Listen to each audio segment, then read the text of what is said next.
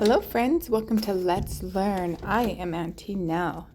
Today we're going to learn the letter F. The F says F. The F says F. Every letter makes a sound. The F says F. F is for frog. Frog. Can you say frog?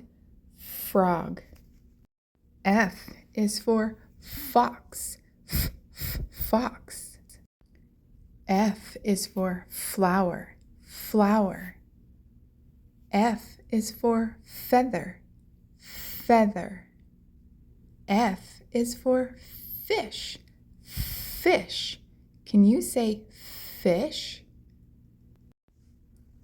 Capital F, lowercase f, they both say f. What does the letter F say, friends? The F says f.